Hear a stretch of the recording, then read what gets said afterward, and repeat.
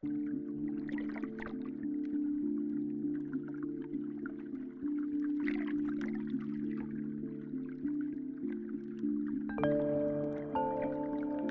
vie marine. Dans ces vastes étendues bleues, vit un écosystème complexe, composé d'une multitude d'espèces.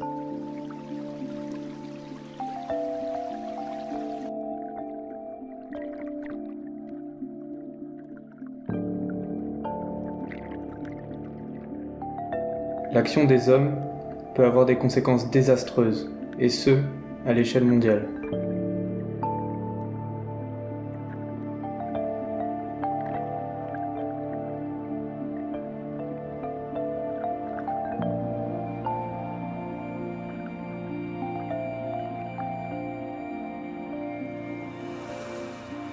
Notre devoir, le protéger.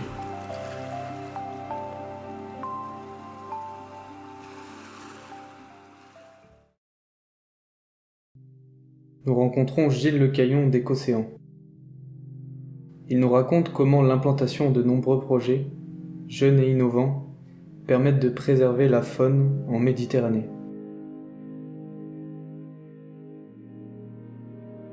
Donc Écocéan, ça a été créé par un de mes associés en 2003, suite à avoir déjà créé une autre société dans les Comores, donc à Mayotte, et encore auparavant une autre dans la fin des années 1999. On était en Polynésie, donc Écocéan 2003, on crée Écocéan à Montpellier pour valoriser une nouvelle ressource marine que sont les post-larves en fait. Donc les très jeunes stades de poissons. En fait, c'est une ressource qui est très abondante en milieu marin, que personne ne connaissait. C'est assez récent qu'on ait découvert cette ressource en grande abondance. Et donc l'idée, c'était de valoriser ces larves ou ces post-larves de poissons pour essayer d'améliorer l'état de l'écosystème marin. Ce qui est intéressant, c'est de se dire que en fait, donc c'était au début des années 2003, on faisait quelque chose qui était très durable, développement durable, et en fait le mot développement durable et tout ce qui concerne tout ce qu'aujourd'hui on entend de partout, en fait c'était l'essence même de l'activité d'Écocéan. Il fallait que le prélèvement de la ressource évidemment n'ait pas d'impact, que ça serve aux populations locales et que ce qu'on mettait en place en termes de solutions soit très positif et très opérationnel pour le milieu marin. Donc Écocéan, on a commencé en 2003, on était deux. Et aujourd'hui, donc on faisait pendant très longtemps, on a un peu ramé quand même pour réussir à trouver des marchés, pour pouvoir convaincre les gens de l'intérêt de faire notre secteur, nos métiers. Et en fait aujourd'hui, on voit avec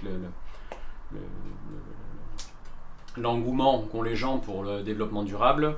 Aujourd'hui, on est une société qui fait, avec une quinzaine de personnes, des profils un peu différents, et on fait 1,5 million de chiffre d'affaires. Donc voilà, aujourd'hui on est bien, on a des clients, on vient nous chercher, on est reconnu, on est connu, et donc aujourd'hui on est une société qui se porte bien, on va dire. Donc les objectifs d'Écocéan à court terme, de toute façon, Écocéan depuis le départ a toujours cherché à innover. Donc le moteur d'Écocéan, c'est l'innovation. Et donc on cherche toujours à court terme à trouver de nouvelles solutions d'amélioration de l'état de l'écosystème marin. Et quand on en trouve de ces solutions, on les met en œuvre, on fait des projets de recherche, on travaille avec des partenaires scientifiques pour évaluer leur efficacité. Et dès que cette efficacité est démontrée, et ça c'est du moyen terme, parce qu'il faut bien 2, 3, 4 ans pour démontrer une efficacité écologique, et bien après on la commercialise et on la met en œuvre en France mais aussi à l'international, et donc là on est plutôt sur du long terme. Donc en fait Écocéan est toujours en mouvement, on est tout le temps en train de faire de l'innovation sur du court terme, des idées qu'on va mettre en place qui sont rapidement réalisées. On fait des prototypes de partout, on est tout le temps en train avec des outils à faire des solutions, on les met dans l'eau, on regarde ce qui se passe, on fait un projet de R&D moyen terme, et à long terme on commercialise. Alors c'est important le fonctionnement de l'écosystème, parce que en fait on voit souvent l'écosystème comme une entité comme ça, là on dit regarde il est pas bien, il est bien. En fait c'est beaucoup plus complexe que ça, et en particulier l'écosystème marin, puisque c'est un écosystème qui est ouvert en fait. C'est-à-dire que ce qu'on voit à un endroit, l'explication elle peut venir d'à côté, et quand on va faire une action ici, le bénéfice ça peut aller à côté, parce que c'est vraiment un milieu ouvert. Quand vous plantez un arbre dans un endroit, et que vous revenez 15 ans après, normalement l'arbre il n'a pas bougé toujours au même endroit. Nous en fait c'est plus compliqué que ça, parce que tout est connecté, Et en fait, on travaille, nous, les solutions qu'on met en place, ça concerne qu'une partie de l'écosystème, entre 0 et 10-15 mètres de profondeur, ce qu'on appelle les petits fonds côtiers, en fait. Alors ces petits fonds côtiers, tout le monde les voit, tout le monde sait ce qu'on voit quand on va à la plage, c'est ce qu'on voit quand on va se baigner. En fait, ils ont un rôle essentiel dans le fonctionnement de l'écosystème, puisque c'est l'endroit où justement tous les jeunes stades de poissons qui arrivent du large, les bébés poissons, les bébés crabes, les bébés crevettes, tout ce qu'on veut en bébé, ça arrive et ça vient s'installer dans ces petits fonds côtiers. Et ces petits fonds côtiers, ils ont un rôle essentiel, ce sont des habitats essentiels dans le cycle de vie des animaux marins. Et donc le travail d'Écocéan, ça a été d'intervenir, enfin c'est vraiment d'intervenir et d'améliorer une certaine étape du cycle de vie sur ces larves qui arrivent sur les petits fonds côtiers, qui trouvent malheureusement des petits fonds côtiers pas en super état, parce que tout le monde sur Terre veut habiter à bord de la mer, donc tout le monde sur Terre a un impact sur ces petits fonds côtiers. Et au final, on a une perte d'habitat nursery et tout ça. Donc vraiment, nous, on vient travailler sur cette fonctionnalité écologique qui est la fonction de nursery.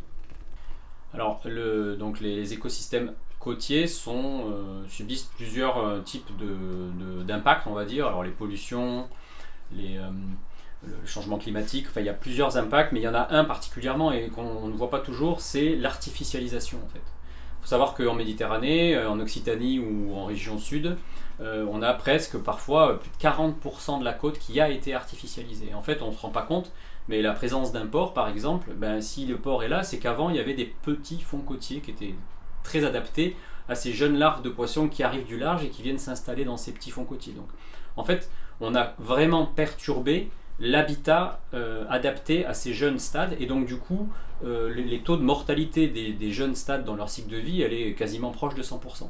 Et donc l'idée, ça a vraiment été de les ports, maintenant il est là, on peut rien faire, je vais pas faire en sorte que le port va disparaître. Du coup on s'est dit comment rapporter des fonctions écologiques au sein même de ces structures artificielles que sont entre autres les marinas et les ports de commerce. Depuis une trentaine d'années, il faut savoir que la qualité de l'eau côtière en Méditerranée française, au moins, elle s'est largement améliorée. Donc, bon côté des choses, ça s'est vraiment amélioré parce que on gère de mieux en mieux les stations d'épuration, on est de plus en plus vigilant sur ce qu'on rejette dans l'écosystème, et les ports, qui sont vraiment une interface entre la terre et la mer, ont aujourd'hui investi beaucoup d'argent pour faire en sorte que le port ne pollue pas l'eau, c'est-à-dire qu'ils ont mis en place des aires de carénage pour éviter que ce qu'on gratte sur des coques de navires aille dans l'eau.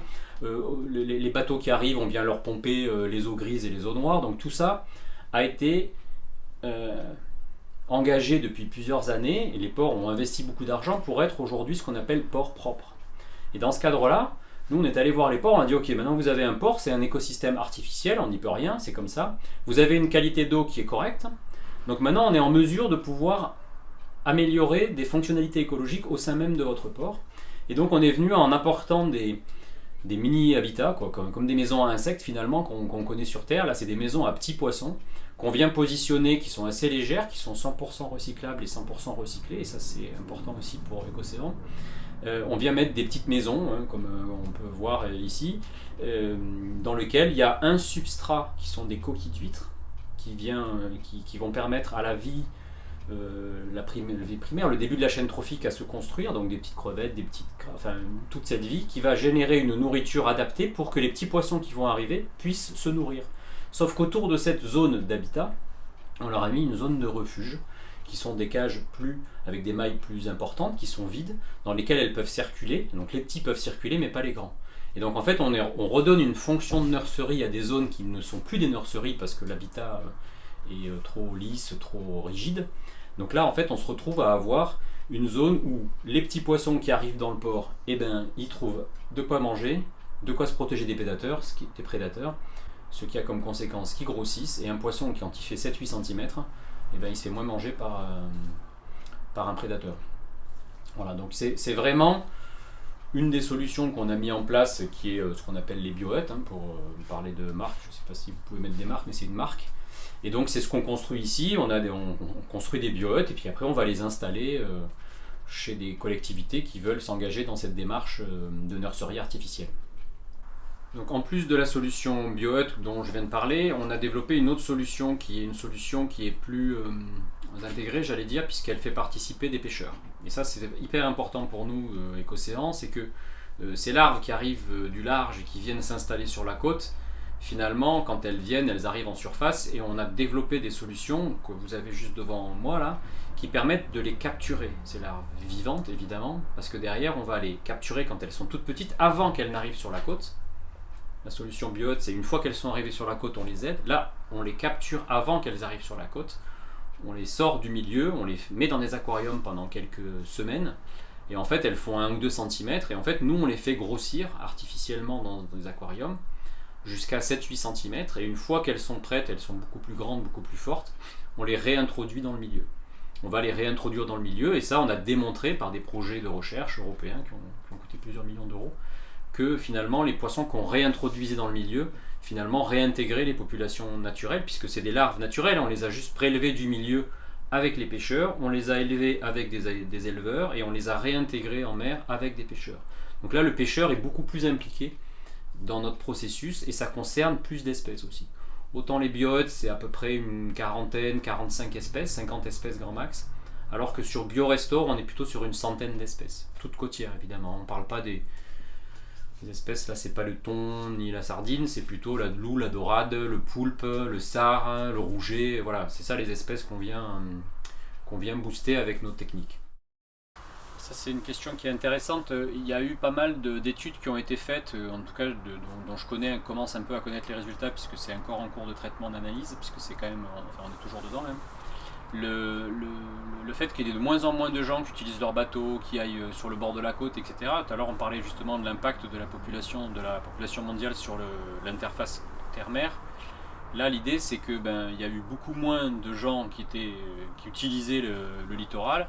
Et en fait ce qu'on a vu c'est qu'il y a beaucoup d'espèces qu'on voit très rarement très proches de la côte, qui se sont rapprochées de la côte. Et c'est probablement dû au bruit gênant qui est produit par les humains quand ils sont sur le bord de l'eau, qui écarte finalement les populations de cétacés, de requins. On a vu des requins dans le port de Sète, je crois. Donc en fait, on a immédiatement senti l'impact de l'homme sur la nature, puisque après quelques semaines de confinement, on voyait plus de poissons, disons que le bruit sous l'eau était beaucoup moins gênant pour toutes ces espèces-là. Donc par rapport à ça, je pense qu'il y a eu un impact positif pour l'écosystème marin. Après, le Covid a un impact négatif sur beaucoup d'entreprises et une chance pour nous, j'allais dire. Alors peut-être que c'est le secteur d'activité qui veut ça. Nous, on n'est quasiment pas impacté par le Covid. On a quelques petits projets qui se sont décalés, mais c'est des projets à l'international et parce que tout simplement on ne peut pas se déplacer. Mais sinon, les projets qu'on a en métropole, enfin en France, que ce soit... et même en Europe du Nord, ils n'ont pas été impactés par le Covid et on n'est pas du tout, on n'est pas dans une situation défavorable à cause du Covid. Peut-être même que ça va faire prendre conscience aux gens que la biodiversité et tous ces sujets sont des sujets sur lesquels il faut prendre de plus en plus conscience, puisque on voit les impacts que ça peut avoir, quoi. Alors ça c'est important parce que il y a de bons points de vue depuis une dizaine d'années, enfin il y a 15 ans en arrière, quand on a commencé, ou même presque 20 ans en arrière, quand on parlait aux gens, quand on disait ce qu'on faisait, on était un peu pris pour des fous, quoi. Et aujourd'hui on est entendu, on est écouté, et donc il y a quand même, on sent quand même une vraie différence entre les 15 et 20 dernières années de prise de conscience de l'importance de l'écosystème marin et de la côte. En tout cas il y a des clients, il y a des collectivités, il y a des élus qui se rendent compte de l'importance de la biodiversité, et ça je pense que c'est une évolution favorable des mentalités sur de la population française, mais pas que, hein, population européenne, parce que tout ça vient aussi quand même pas mal des directives qu'on nous a données. Alors des gestes, il y en a à adopter, hein. Déjà il ne faut pas jeter, parce que on n'est pas nous directement concernés, enfin on ne travaille pas sur la problématique de la pollution plastique, mais c'est quand même un vrai sujet. Aujourd'hui il y en a qui annoncent qu'il y aura plus de plastique dans la mer que de poissons, donc c'est quand même un vrai problème. Donc déjà ne pas jeter tout ce qu'on peut imaginer jeter en mer, utiliser le plus possible de solutions recyclables et recyclées, parce que quand on génère un déchet, ce déchet il lui arrive de se retrouver en mer, donc là en l'occurrence plus on on travaille sur les problématiques d'économie circulaire, mieux c'est. Donc le plastique, on va dire, il faut arrêter quoi. Nous, on a été, j'allais dire, la génération plastique. Vous ne devriez pas être la génération plastique. Vous devriez arrêter de faire de la génération plastique parce qu'il y en a de trop. Puis finalement, ça se recycle pas tel qu'on nous le dit. Donc il faut réfléchir et innover sur de nouvelles solutions. Donc après, il faut savoir aussi qu'il y a de plus en plus d'aires marines protégées. Donc par rapport à des gestes à adopter, on se rend compte que la gestion et la préservation des écosystèmes marins sont des outils qui sont de plus en plus adaptés et qui sont en train de grossir. C'est-à-dire qu'il y en a de plus en plus. Il y a des objectifs de je ne sais plus combien de pourcentage de terres marines protégées sur le territoire français. Donc faire attention à ce qu'on jette, évidemment pas surexploiter, donc il faut aussi, j'allais dire, nous citoyens, éviter de manger du poisson de telle espèce quand c'est pas la bonne saison. Donc il faut éviter de manger des poissons qui arrivent de l'autre bout de la planète aussi, parce que ça au niveau CO2 c'est pas top. Donc il y a par des gestes assez simples finalement, et si on explique aux gens comment ça fonctionne, enfin manger tel poisson plutôt qu'un autre, et ben on arrive à réduire vraiment l'impact qu'on peut avoir sur l'écosystème marin. Et après les pollutions chimiques, mais je trouve que les pollutions chimiques, la station d'épuration, en fait ça s'est vraiment amélioré. Ça c'est un point qu'il faut noter, c'est qu'il y a 30 ans ou 40 ans en arrière, on pensait que la Méditerranée ça allait devenir une poubelle, et finalement l'amélioration des stations d'épuration a fait que la qualité de l'eau aujourd'hui est très bonne. Alors, c'est une question c'est une grande question. On va regarder le côté positif des choses. En tout cas l'activité d'Écocéan et ce qu'on a vu depuis 2008. En 2008, l'Europe sort une directive européenne qu'on appelle la directive cadre stratégie pour le milieu marin, la DCSMM. Et cette directive, elle a donné comme objectif à tous les pays membres, donc les 25, je ne sais pas combien on est en Europe exactement, d'avoir un bon état écologique des masses d'eau côtières. Et donc ça a eu comme conséquence que toutes les collectivités, tous les utilisateurs de la mer devaient prendre, pour 2020, donc c'est l'été l'année dernière, faire en sorte qu'on soit dans un bon état écologique. Alors on n'y est pas, mais ça a quand même démarré et engagé des gens, que ce soit des financements, mais aussi des entreprises, à trouver des solutions techniques. Et c'est nous, à partir de 2008-2009, qu'on a commencé à proposer nos solutions pour restaurer ou réhabiliter des fonctions écologiques de l'écosystème marin. Donc je trouve que la démarche, elle a été plutôt positive. Après, ici l'ADEME en ce moment, par exemple en France, qui est le ministère de l'Environnement et de l'Énergie, il pousse, il lance des appels à projets, des appels à manifestation d'intérêt pour que des entreprises, des petites PME trouvent des solutions, que ce soit pour réduire la consommation d'énergie, pour trouver des énergies renouvelables, pour mettre en place, aider la biodiversité, restaurer la biodiversité. Donc, de mon point de vue, je trouve que quand même les pouvoirs publics, les agences de l'eau aussi, nous on a l'agence de l'eau Rhône-Méditerranée-Corse qui est ultra active et ultra nous pousse finalement sur les problématiques de... Pour conclure finalement, parce que c'est un peu une conclusion, pour moi ça s'améliore. Alors première chose, ça s'améliore, alors ça ne veut pas dire que tout est gagné, hein, loin de là, mais ça s'améliore. On prend de plus en plus en compte les écosystèmes marins côtiers. On est de plus en plus vigilant aux pollutions qu'on génère, hein, pollution plastique dans les océans, je pense que vous en avez largement entendu parler, enfin tout le monde en parle, on parle que de ça, même si c'est pas non plus l'apocalypse, mais en tout cas on en parle, et tant mieux si on en parle, parce que ça aiguise les consciences, j'allais dire. Et voilà, donc on parle de plus en plus de biodiversité. Les pêcheurs, on arrive à leur parler, enfin en tout cas nous on arrive à parler aux pêcheurs, et ils sont aussi impliqués que nous sur des problématiques de repeuplement, de réensemencement de poissons. Donc moi j'ai plutôt tendance à voir le côté positif des choses, encore une fois, et me rendre compte que ça s'améliore. Maintenant il y a encore du boulot, ça il n'y a pas de doute, et la Méditerranée c'est pas que la France, malheureusement. Donc, mais pour pouvoir montrer l'exemple, j'allais dire, il faut qu'on arrive à démontrer qu'il y a un intérêt écologique à faire ça à Marseille, à Montpellier, enfin sur notre côte. Et si les pays aux alentours se rendent compte qu'il y a un intérêt de le faire, ils vont vite le faire. Si c'est économiquement intéressant, parce qu'il y a des touristes qui vont continuer à venir pour voir des mérous, pour voir des poissons, pour manger du poisson, et avec des herbiers en bon état, parce que ça aussi c'est un vrai sujet, hein, les herbiers, ça protège la côte, donc c'est vraiment... je veux dire, je reste optimiste, mais on a encore du boulot. Puis la terre est grande. À présent, prenons le large avec Dominique Duprat. À bord de son chalutier, il nous explique son métier de pêcheur, sillonnant les côtes françaises.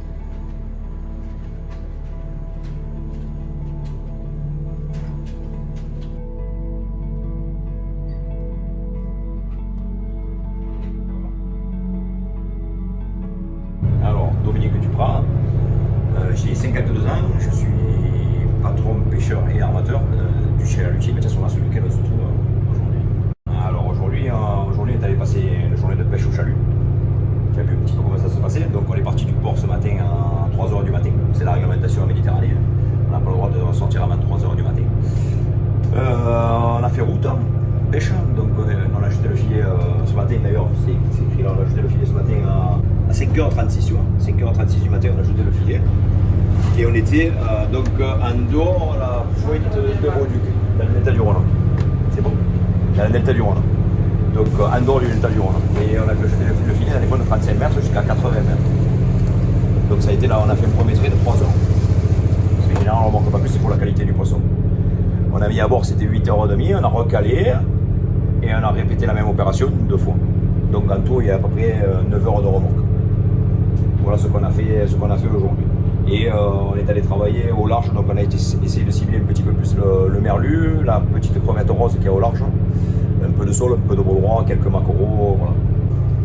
Donc c'est un bateau français d'ailleurs qui a été fabriqué dans les chantiers français. Bon, moi je l'ai acheté d'occasion, mais ce bateau-là il a été fabriqué, c'est un bateau en polyester. Il a été fabriqué au chantier naval Martinez à Saint-Cyprien. Donc c'est un bateau quand même qui est bon, il est de 2001, donc tu vois que c'est un bateau qui a quand même 20 ans, mais ça reste en Méditerranée, un bateau qui est quand même assez récent. Voilà. Donc il a toute la technologie possible et imaginable embarquée électronique, plus le froid aussi. Hein. On a une chambre froide avec un groupe positif. Comme ça permet de garder le poisson au frais le plus rapidement possible et de respecter la chaîne du froid. Et de le travailler dans de très bonnes conditions. Ça a bien changé. On va dire que moi j'ai commencé dans les années 90. Donc 90, on ne parlera pas tellement de poissons parce que je pense qu'il y avait peut-être certainement un petit peu plus de pêche, certainement un peu plus de poissons, mais il y avait beaucoup plus de bateaux aussi. Dans les années 90, on était, je crois, mais si c'est pas me tromper, je crois qu'on était 220 chalutiers en Méditerranée française, 220 navires de pêche au chalut. Après, il y a eu un peu la crise du gazole qui est arrivée derrière. Ensuite, quelques réglementations européennes qui sont venues se rajouter dessus, à la création de l'Europe en 2000 d'ailleurs. Et il y a un plan de gestion de la Méditerranée qui est arrivé juste après, le 2007-2008, où les scientifiques se sont aperçus qu'il y avait de moins en moins de poissons, notamment 2 espèces, le merlu et le rouget, parce qu'en fait, il faut savoir que le plan de gestion de la Méditerranée, il est ciblé que sur 2 espèces, le merlu et le rouget. Alors que le merlu, c'est, on va dire, pas plus de 10% de nos débarquements.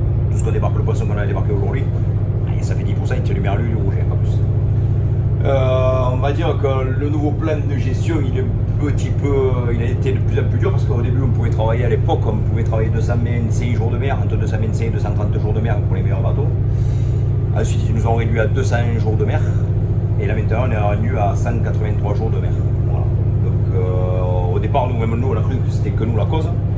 Et au fil des années, on s'est rendu compte qu'il n'y avait pas que nous, hein, il y a un peu tout. Il y a le réchauffement climatique qui est beaucoup et la pollution aussi qui est venue, la pollution humaine qui est venue se mettre un petit peu au milieu, on va dire, c'est au milieu, qui a aggravé la chose. Force est de constater que maintenant, depuis que le plan a été mis en place, il y a un RMD. C'est un rendement minimum par rapport à la mer de poissons. Et apparemment, ce RMD n'arrive pas à remonter. Alors qu'on a cassé du bateau, on n'a pas arrêté de casser du bateau justement pour pouvoir faire remonter ce chiffre. Et on est rendu aujourd'hui à 57 chalutiers en Méditerranée, au lieu de 220 dans les années 90. Et comme ça ne suffit pas, on nous a passé à 183 jours. On nous a agrandi les maillages de la poche. La maille de 40 au carré ou 50 à losange, tu l'as plus le que ça, tu le par toi-même, il reste vraiment que le poisson. Et voilà, donc maintenant, comme ça suffit pas non plus, Ils nous ont fermé en plus de la bande des 3000 pendant 8 mois de l'année. On a la zone des 90-100 mètres qui est fermée au large. Ça, il faut le savoir aussi. En fermant cette bande de 90 à 100 mètres de la pointe des Pyrénées jusqu'à la pointe de Marseille, c'est plus de 60% de notre territoire de pêche. Alors on n'est plus que 57 bateaux, mais on est concentré sur une toute petite zone. L'effort de pêche il est augmenté sur une toute petite zone. Donc voilà, c'est un peu bête comme truc, mais bon, c'est comme ça. On est obligé de faire avec. La première zone de pêche, celle où on a travaillé nous aujourd'hui, tu vois, c'est celle qui est à jaune, à chevet. Ça c'est la zone qui est fermée de 90 à 100 mètres. Alors quand on dit de 90 à 100 mètres, comme ça il semble que ça, c'est pas grand chose, tu dis ça fait que 10 mètres, de 90 à 100 mètres on est fermé. Mais quand tu vas avoir de bien, nous il n'y a pas beaucoup, ici il n'y a pas, les fonds c'est du sable, c'est plat, quasiment plat. La zone elle est énorme. Alors ça c'est le box CGPM. Le box CGPM lui il va un petit peu plus loin, il prend les canyons, il va même jusqu'à 1500 mètres. Cette zone là, c'est la zone où on travaille nous. Tu vois, on va la côte, sans enlever les 3000 de la côte, et la zone du box GPM. Ensuite, de 90 à 100 mètres, il faut que tu prennes tout ça, ici, que tu fasses tout le tour, et tu t'en vas vers 7, tu vois, et tu remontes jusqu'à la pointe espagnole. Et tu fais un grand trait assuré comme tu as le trait jaune, tu fais un grand trait assuré comme ça, tu vois, ici, et jusque là.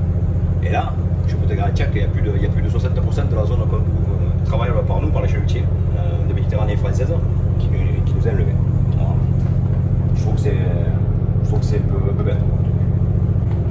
Alors, à court terme, si on continue à avoir des restrictions comme ça au niveau européen, c'est-à-dire là, je t'ai parlé des 183 jours, l'approche qui a été agrandie des chaluts, et les zonages fermés pendant 8 mois, parce qu'il faut savoir que les ONG se sont portés justement contre cette décision de fermer que 8 mois les zones. Ils veulent les fermer toute l'année, on n'y retourne plus jamais. Donc nous, notre souci c'est que 183 jours plus les zones fermées, c'est la disparition de la pêche au chalut en Méditerranée. Il faut savoir que les chalutiers, c'est eux qui ont le plus gros apport, ou du moins l'apport le plus diversifié en poisson pour aller dans les coopératives ou dans les à la marée. Donc il n'y a pas beaucoup de coopératives, il y en a une à Port-la-Nouvelle, il y en a une à Port-Vanda, toute petite, il y en a une à Port-la-Nouvelle, il y en a une à Agde, il y en a une à 7 et il y en a une au Rodio. Après il n'y en a plus. Si on continue à perdre des chalutiers, accessoirement il va y avoir moins d'apport et moins de monde vont venir dans les coopératives. Et petit à petit, il va commencer à y avoir un petit peu de désertification et on va perdre nos coopératives. Si on perd les coopératives, le petit métier ne pourra plus commercialiser son poisson non plus. On va perdre aussi les petits métiers. En fait, je pense que sur le long terme, c'est la disparition totale de la pêche en Méditerranée qui va arriver. Voilà. Donc là, je pense que maintenant on a atteint le niveau maxi au niveau des restrictions. Il faut que je pense plutôt, si vraiment le problème il est de l'origine de la pêche, qui c'est pas ce que je pense, il faut accompagner les pêcheurs, les amener comme on les a accompagnés, comme on a accompagné l'agriculture et tout ça pour les aider à passer ce cap-là. Parce que tu as vu, tout à l'heure je te l'ai montré, si on passe à 83 jours de mer, au 20 septembre je suis arrêté. Quoi. Donc du 20 septembre jusqu'au mois de décembre, il faut donner à chez tout le monde, payer ses crédits, tout ça. Ça n'est pas possible. Actuellement, les entreprises en face, c'est pas possible de travailler comme ça. Voilà. Donc on essaie de se défendre là-dessus. Du moins, il faudrait qu'on nous aide de 183 à 200 jours de mer. Parce qu'à partir de 200 jours de mer, un bateau il est viable. Mais en deçà de 183, c'est pas possible. Ça aussi, oui, c'est vrai que ça aussi c'est un facteur important parce que nous, le poisson qu'on a ici, c'est beaucoup, on va dire, déjà c'est du poisson, c'est de l'ultra-frais, c'est du poisson pêché la veille pour le lendemain. Il n'y en a pas beaucoup qui peuvent le faire ça. Et en plus, c'est du poisson qui est, on va dire, consommé quasi localement. Alors, il y en a beaucoup, il y en a pas qui partent, il y en a un peu qui partent sur Paris, il y en a pas mal qui partent en Italie et en Espagne. Mais le poisson qui est pêché ici quand même, je veux dire, il est consommé plus ou moins par les pays qui bordent la France. Si, même ne serait-ce qu'en France, si on n'a plus d'apport, on n'amène plus ce poisson-là, je pense que ça va être, on aura besoin d'acheter du poisson dans notre pays. Poisson qui n'aura pas été pêché forcément dans les règles de l'art, comme il faut. On va parler aussi de la chaîne du froid qui n'aura peut-être pas été respectée. Et ensuite, c'est peut-être un poisson qui aura traversé, je sais pas, la Méditerranée par cargo, peut-être par avion, parce que ça existe aussi, maintenant on peut traverser par avion aussi le poisson. Et ensuite, qui aura encore transité par la route, qui aura traversé peut-être toute l'Europe pour arriver en France. Voilà, bonjour la trace carbone. Alors, indirectement, je pense qu'il faut se poser peut-être les bonnes questions. Voilà. Alors il faut savoir aussi qu'en Méditerranée, il y a un gros problème de pollution. Parce que c'est vrai que les ONG, tout le monde, les écolos se concentrent surtout sur la pêche au chalut. Mais il faut dire aussi qu'il y a les usines des Bourges de Gardanne. Ça, personne ne même parle, quoi. Ça fait des années et des années et des années que ça se déverse dans les canyons et puis voilà, personne ne dit rien. Mais bon, quand c'est de l'alu, je pense qu'il y a des intérêts de l'État, peut-être, je sais pas, des intérêts militaires. Donc du coup, personne n'en parle de ça. On a deux des fleuves les plus pollués qui se déversent en Méditerranée. On a le Rhône, j'imagine, et on a le Nil aussi. C'est vraiment deux des fleuves les plus pollués au monde qui se déversent dans cette mer-là. Et on s'est rendu compte aussi petit à petit qu'il y avait le plateau qui était très affaibli en Méditerranée. Et ça, je suis désolé, mais la pêche au chalut, il est pour rien, quoi. Donc, d'où la disparition de la sardine et de l'anchois. Donc, il y a pas mal aussi d'émissaires en mer qui poussent aussi régulièrement. C'est le dernier date, il y a une dizaine d'années, on était contre ces émissaires en mer de la ville de Montpellier, de la CRL. Et cet émissaire-là, nous, ils nous ont dit que l'eau était propre quand ils jetaient. Alors nous, bêtement, on leur a dit, si elle est si propre que ça, mettez-la en bouteille, on va arroser les pelouses de Montpellier avec, et voilà. Et ils ont quand même fait, elle est tellement propre qu'ils ont fait un diffuseur qui a 5 000 de la côte, en gros. Même, tu vois, 5 000 de la côte, donc c'est tellement propre qu'on a des doutes. Et depuis qu'il y a cet émissaire en mer, c'est la première fois que j'entends des pollutions d'ordre organique sur les plages de l'Hérault jusqu'à la Grande Motte quand même. Donc voilà, donc je me pose des questions quand même sur vraiment l'écologie en mer Méditerranée. Alors il y a aussi le plastique. Je suis quand même bien dans le dossier plastique, je connais un petit peu. Mais il y a énormément de pollution en mer Méditerranée à cause du plastique. Donc chaque fois qu'il y a une crue du Rhône par exemple, donc vu qu'il y a du réchauffement climatique, il y a de plus en plus des pluies diluviennes avec effet Cévenol. Et à chaque fois qu'il y a une crue du Rhône, ou alors de l'Hérault, ou alors d'une autre rivière, même de la vallée de la Roya, ce qui a coulé, on a pêché du bois et de tout pendant quelques temps, on constate un apport supplémentaire de plastique dans la mer, sans compter qu'il y a celui qui est tout le temps là, permanent, avec une pollution qui est faite par rapport à déjà en été, il y a une pollution que pointe aussi, et une pollution qui est faite. La plus grosse pollution, c'est la pollution qui est faite par les rivières. Ensuite, il y a de la plaisance, pas de la plaisance, mais je dirais peut-être aussi depuis qu'il y a aussi le trafic maritime qui a été augmenté en Méditerranée, avec des cargos, pareil, ça aussi. Ils ont fait le port de Fos Tripixel, donc ils accueillent je ne sais pas combien de tankers qui viennent au mouillage toute l'année. Ces bateaux-là, ça brûle du fil lourd. On va dire qu'un cargo comme ça, là, j'ai entendu un truc, je ne sais pas si c'est bien vrai, mais bon, il paraît qu'un cargo comme ça brûle la pollution d'un cargo comme ça équivaut à un parc automobilier de 50 000 bagnoles, je crois, un truc comme ça. Donc au bout d'un moment, quoi, il faut appeler les chercheurs. Alors, comme tu as vu aujourd'hui, là, on collecte aussi le plastique, on le rejette pas en mer, donc on le récupère dans des petites poubelles, des paniers oranges. Là, et au Roi-du-Rhône, on a l'avantage, il y a un projet qui s'est créé il y a 3 ans à peu près maintenant. Ça s'appelle le Recyclone, ça a été créé c'est les sites marins qui a créé ça avec le Cycorium. Et en fait, ils ont essayé de sensibiliser. Nous les pêcheurs, on ramassait quand même le plastique à l'époque, mais on le jetait dans des poubelles communes. On ne savait pas où il allait, on ne savait pas ce qui se passait. Ce plastique-là, il faut savoir qu'une fois qu'il a été touché et par le sol et par les ultraviolets, il n'est pas recyclable en fait. Donc c'est du plastique qui repartait ou, quand ils se sont intéressés eux, qui repartait ou à l'enfouissement ou à l'incinération. Mais il faut savoir que quand même, jusqu'en 2020, il y avait encore, je crois, 5 ou 6% de plastique qui était enfoui quand même, en France. Et donc, il y a un projet qui s'est monté, donc le projet Recyclone, et ils ont essayé de voir comment c'est qu'on pouvait, pas rentabiliser, mais essayer pas de commercialiser non plus, mais d'amalgamer ce plastique-là qu'on ne pouvait pas faire rentrer dans le système alimentaire.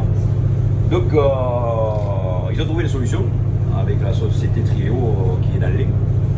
Et par compression à froid, ils ont réussi à amalgamer ce truc-là pour faire de tout petits pots. Alors des tout petits pots, quel intérêt de faire des tout petits pots, puisque peut-être c'est des petits pots qui vont retourner dans la mer. Et bien non, en fait, quand tu fais pour que le projet soit viable de Recyclone, il fallait quand même qu'ils gagnent un petit peu d'argent pour pouvoir acheter des poubelles, pour pouvoir mettre derrière les bateaux et pour pouvoir récolter justement ce plastique. Donc leur idée c'était de compacter ce petit pot, de le peindre gentiment et joliment en parlant de la mer, parce que c'est du plastique qui était issu de la mer, et de le commercialiser pour 1 euro, je ne sais rien, 50 centimes d'euros à la